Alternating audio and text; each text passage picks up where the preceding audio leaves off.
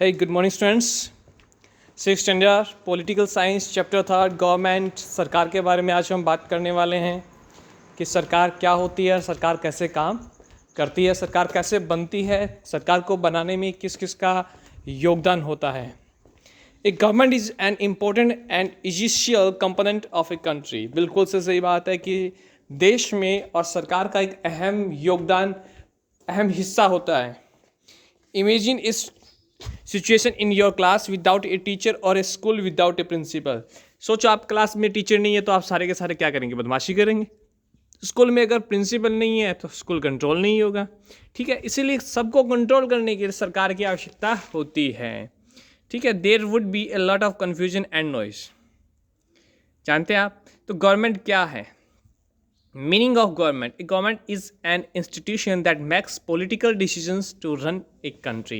Government क्या है? Government एक ऐसी संस्था है जो राजनीतिक निर्णय लेती है एक देश को चलाने के लिए.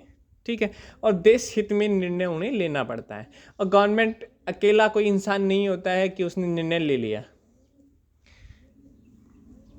रिस्पॉन्सिबल होता है वो काम क्या हो रहा है, क्या नहीं हो रहा है, उस सब चीज़ के लिए. The need for government. अब गवर्नमेंट की आवश्यकता क्यों ही? To restore law and order, to ensure cooperation among the people, to make collective decision and to get things done in need for a political organization was felt. This political organization is known as a government. देखिए, कानून बनाने के लिए, लोगों के भले के लिए और उनकी आगे बढ़ने में मदद करने वाले ऐसी चीज़ों और ऐसे कानून को बनाने के लिए जिस संस्था की आवश्यकता हुई उस संस्था को गवर्नमेंट कहा गया है. क्योंकि आपस में झगड़े होते रहते हैं, उन झगड़ों को सुलझाना, चाहे वो कर्ज से लेकर के हो, चाहे वो नौकरी से लेकर के हो, चाहे वो महंगाई से लेकर के हो, तो हम किसको कोसते हैं? महंगाई, प्याज के भाव बढ़ गए, किसको हम कोसेंगे? सरकार. कांग्रेस की सरकार में महंगाई बढ़ गई, बीजेपी की सरकार में महंगाई बढ़ गई, बीजेपी सरकार में बेरोजगारी आ गई. और ये सरकार, इसके लिए गवर्नमेंट इसके लिए रिस्पॉन्सिबल होती है. क्यों? क्योंकि गवर्नमेंट के अंदर हमारे चुने हुए लोग जाते हैं जो हमारे रिप्रेजेंटेटिव होते हैं. Functions of a government. The government affect our daily life in many ways. In other words, the various functions of a government are as follows. Maintaining law and order. आपने सुना है कि वहाँ पे धारा 144 लग गई. धारा 144 लग गई, इसका मतलब 3 लोग से ज़्यादा वहाँ पे इकट्ठे नहीं हो सकते, 2 लोग से ज़्यादा वहाँ पे इकट्ठे नहीं हो सकते. क्यों? भीड़ कम करने के लिए, कानून बनाने के लिए. तो ये किसने बनाए? इन्होंने ही बनाए, गवर्नमेंट ने, सरकार ने बनाए हैं. कोरोना फैला हुआ है, 21 दिन के लिए हमको लॉकडाउन कर दिया. घर से बाहर निकलोगे तुम्हारे डंडा पड़ेगा. किसके लिए किया ये? गवर्नमेंट ने. अपने लिए. गवर्नमेंट में जो है वो तो अपने घर बैठ सकते थे. ये आपके लिए, आपकी हेल्प के लिए. हमको ज़्यादा लोगों को इकट्ठा नहीं होना चाहिए. अगर इकट्ठे होते हैं तो गैर कानूनी है वो. ये कानून किसके लिए बनाया? किसके सोच के बनाया? ये आपके सोच के. ठीक है, जनता के लिए. Providing basic facilities. Basic facilities क्या हो गई? पानी, बिजली. अब जैसे राजस्थान के अंदर बिजली है वो बहुत ज़्यादा महंगी है. सब कोस रहे हैं अशोक गहलोत मुर्दाबाद, अशोक गहलोत मुर्दाबाद. क्यों कर रहे हैं ऐसा? सरकार किन की है? कांग्रेस की है. और सरकार का जो लीडर है वो कौन है? मिस्टर अशोक जी गहलोत हैं. इसलिए कह रहे हैं. It provide basic facilities the people such as education, health care, transportation, electricity. It builds road, bridge, schools and hospitals, provide supply of electricity and postal and railway services. It is the responsibility of the government to ensure that all its citizens have enough to eat. It controls the price of a commodity. Price of A commodity, किसी के भी भाव को control करना. जैसे प्याज, मैं बोल रहा हूँ, प्याज पिछले 15 दिन में दुगने भाव हो गए हैं. महंगाई बढ़ रही है. ठीक है, गवर्नमेंट स्कूल्स के अंदर टीचर्स हैं, उनको अच्छी खासी सैलरी मिल रही है, अच्छी खासी फैसिलिटीज़ मिल रही है, लेकिन गवर्नमेंट स्कूल के बच्चे हैं वो आगे नहीं बढ़ रहे हैं. 100 में से 5 गवर्नमेंट स्कूल के आगे बढ़ रहे हैं. अगर मैं आपको बताऊँ कि 1000 अगर डॉक्टर बनते हैं तो उनमें से 990 डॉक्टर प्राइवेट स्कूलों के होते हैं, 10 डॉक्टर गवर्नमेंट स्कूलों के होते हैं. और जो 10 डॉक्टर गवर्नमेंट स्कूलों के होते हैं वो टीचर्स वाकई में काबिल तारीफ़ है. सैल्यूट है उन टीचर्स को. लेकिन बाकी सैलरी तो उनको भी मिल रही है. और सिर्फ ये टीचिंग सेक्टर में नहीं है, हर ये सेक्टर में है. कंट्रोल गवर्नमेंट से मेरे हिसाब से नहीं हो रहा है. Action on social issue. Social issues पे एक्शन लेना. It makes several programmes and implements that help the poor. गरीबी को दूर करना, गरीबी दूर होगी या नहीं होगी, गरीब ज़रूर दूर हो जाएंगे।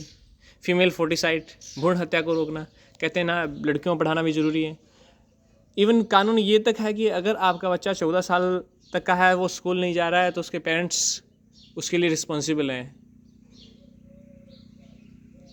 लेकिन और 14 साल से छोटा बच्चा है वो काम नहीं कर सकता। लेकिन आप देखो बाहर किसी भी ढाबे के ऊपर, होटल के ऊपर काम करने वाले बच्चे हैं, वो 14 साल से नीचे ही होते हैं। चाइल्ड लेबर होता है, इलीगल है ये। प्रोटेक्ट्स द बाउंड्रीज प्रोटेक्ट करना। अपने स्टेट की बाउंड्री कितनी है, दूसरे स्टेट की बाउंड्री कितनी है। अंडरटेक्स रिलीफ मेजर, बाढ़ आ गई, फ्लड आ गई, सूखा आ गया। अभी जैसे कोरोना आया था तो लोगों को सरकार ने क्या दिया था, फ्री में 5-5 प्रत्येक पर्सन के हिसाब से 5-5 किलो गेहूँ दिया था। ये सब कौन करता है? सरकार करती है ऐसा काम। सबके लिए कानून बना। The government takes collective decision on behalf of its people by exercising leadership. सरकार है वो सबके लिए एक साथ में कानून बनाती है। अमीर और गरीब को देख के कानून नहीं बनता।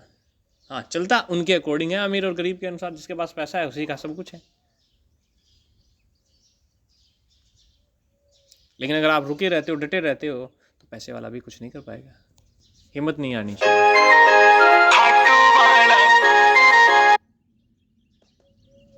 To follow these decisions or law,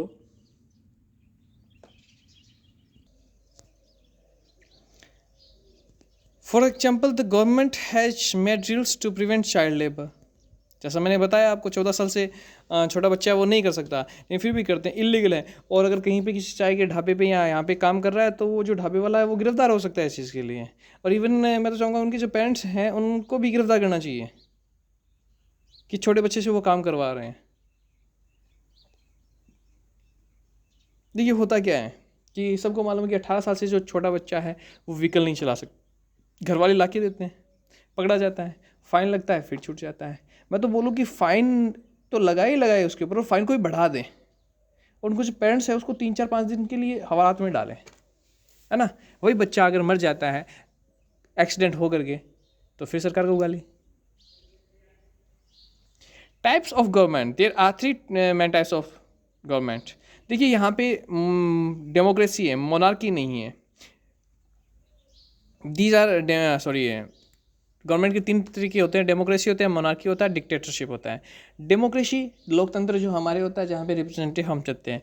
monarchy में क्या होता है कि राजा का बेटा राजा बनेगा, फिर उसका बेटा राजा बनेगा। और डिक्टेटरशिप में क्या होगा, जिसकी लाठी उसकी भैंस, ताकत के बल पे राज करना। हमारे यहाँ डेमोक्रेसी है, हम चुनते हैं। Through elections in which elections vote कौन डाल सकता है? हर वो इंसान जो 18 साल से बड़ा हो, मेंटली सही हो, पागल नहीं हो। जैसे इंडिया हुआ, अमेरिका हुआ, इसमें मोनार्की कहाँ है? इन्हें monarchy the head of the royal family, ये आपको मैंने बता दिया, राजा का बेटा ही राजा बनेगा। डिक्टेटरशिप की मैंने आपको बता दिया कौन बनेगा, जिसमें ताकत हो। जैसे Pakistan, general Parvez Musharraf of Pakistan, Saddam Hussein of Iraq for example of such dictators थे। सद्दाम हुसैन जो मारा गया। Ruled by the people. The basic idea of a democracy is that people rule themselves by participating in the making of these rules. देखिए कहने को तो लोकतंत्र में हमारा ही राज होता है, लेकिन आप सोचिए हमने किसी को रिप्रेजेंटेटिव के तौर पे चुना, ठीक है। मान लीजिए कि मैंने और कॉमरेड को चुन लिया उसकी ताकत को देख करके। अब और मैंने उसको इसलिए चुना कि बाकी दोनों पार्टियों में मुझे विश्वास नहीं था, ना तो कांग्रेस पे था और ना बीजेपी पे था। लेकिन बाद में जाकर के वो जो हमारा लीडर था वो उन पार्टियों में किसी में मिल गया, तो फिर कहाँ हुआ हमारा लोकतंत्र की? तो वो हत्या है। आपस में पैसे देकर के खरीद फरोख्त करते, तो ये लोकतंत्र की तो हत्या है ना। है डेमोक्रेसी कहाँ है? Representative democracy is usually meant as a representative democracy. चुनते यूनिवर्सल एडल्ट फ्रेंचाइजी मैंने आपको बता ही दिया है।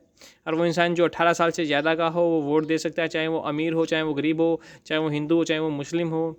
भारत का नागरिक होना ज़रूरी है और दिमाग से सही होना ज़रूरी है। The suffragette movement, the women suffragette movement or the suffragette movement refers to the women's struggle to vote, especially in the entire Europe and USA. This movement is called women's suffrage movement because the term suffrage usually means right to vote. पहले क्या होता था कि कई जगह पे औरतों को वोट नहीं देने दिया जाता था, बराबरी का हक नहीं था, इसके लिए आंदोलन चलाया गया। 1848 में अमेरिका में हुआ था, 1870 में ब्रिटेन में हुआ था, लेकिन इंडिया में तो इक्वल है। As a result woman got the right to vote in न्यूजीलैंड 1893, ऑस्ट्रेलिया में 1902 में, यूएसए में 1920 में और यूके में 1928 में। It is to credit of India that even its first general election 1952 में हमारे पहले जनरल इलेक्शन हुए थे और तब से ही यूनिवर्सल एडल्ट फ्रेंचाइजी है। तो ये भारत के लिए बहुत अच्छी बात है। The anti apartheid struggle, anti apartheid struggle का मतलब क्या है? देखो साउथ अफ्रीका के अंदर साउथ अफ्रीका गांधी कहा जाता है नेल्सन मंडेला को, और साउथ अफ्रीका में क्या था? एप्रेहाइड थी, रंग भेद नीति थी, गोरे और काले कहा जाता था उनको, रंग के आधार पे वो अपना राजा, अपना जो प्रेजेंटेटिव है वो चुनते थे। इंडिया में ऐसा नहीं है। तो एप्रेहाइड क्या? रंग भेद नीति, रंग के आधार पे अलग करना, ब्लैक और वाइट।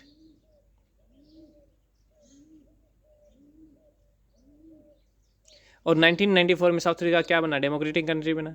नेल्सन मंडेला उनके फर्स्ट ब्लैक प्रेसिडेंट थे। 10th स्टैंडर्ड में चैप्टर भी है नेल्सन मंडेला को लेकर के, the case in India. Mahatma Gandhi addressing a public meeting को एड्रेस कर रहे हैं। Gandhi ji rightly demanded that every adult in India should be given the right to vote. प्रत्येक इंसान को वोट देने का अधिकार होना चाहिए। Levels of government, local level, state level और नेशनल लेवल आगे आएगा। ठीक है, लोकल लेवल पे क्या? जो ग्रामीण लेवल पे होती है, तो गवर्नमेंट इन विलेज, टाउन और लोकलिटी। ठीक है, स्टेट लेवल पे क्या? तो government at the state level is called the state government, और नेशनल लेवल पे होती है वो national level. Students, I hope आपको समझ में आया होगा। ये इंडिया का मैप है, आपने सारे स्टेट फाइंड आउट करने हैं।